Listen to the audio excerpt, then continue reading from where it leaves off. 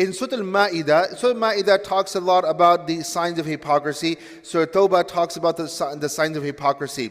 One of the things that we find, which is something that is noteworthy for all of us, is that when we live in a society like it is today, so many times we feel that there is something about our deen that is not good enough. And how many times you find Muslims today, they feel that we have to become like others in order to just create some enjoyment in our life. Allah subhanahu wa ta'ala, He mentions about Abdullah bin Ubay, that when you talk about assimilation, when you talk about mimicking others or trying to become like others, there's nothing wrong as long as you don't sell your deen. Allah subhanahu wa ta'ala, He talks about Abdullah bin Ubay, that there was a time when Rasulullah sallallahu alaihi wasallam was contemplating of severing any relationship with him in the Jewish community. And once again, you got to understand that when the Prophet ﷺ came to Medina, he did create an agreement that they will support the Jews and the Jews will support them if they went to warfare or anything of that type. If there was someone's life to be taken and 100 camels had to be paid as a diya, it will not only come from the Muslim community, but both the Jewish and the Muslim community would support each other in providing that 100 camels.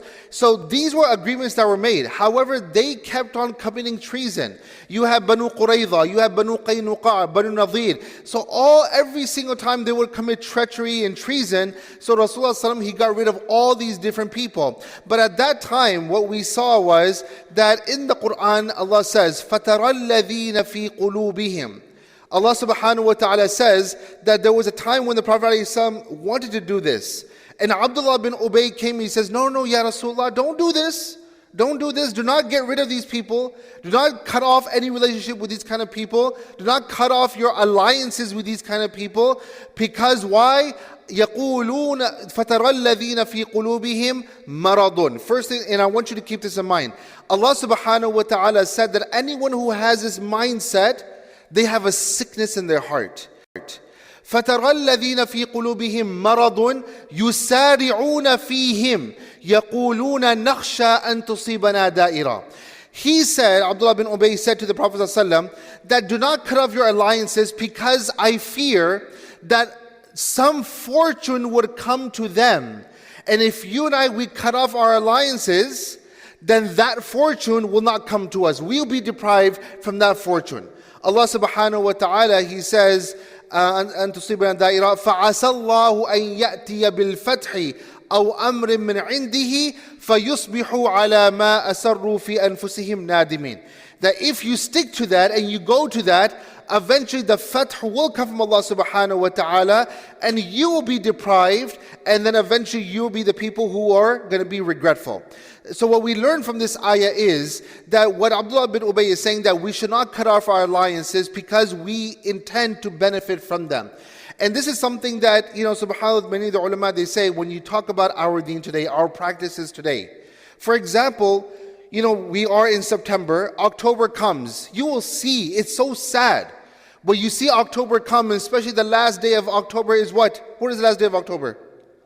Halloween. And how many people, they go outside? Oh, there's nothing wrong. Okay? There's nothing wrong. Just let them go trick-or-treating. See, this is the problem. What did I say earlier? Marad. Nifaq is a marad. It does not stop there. When you don't treat a sickness, what happens to that sickness? It grows.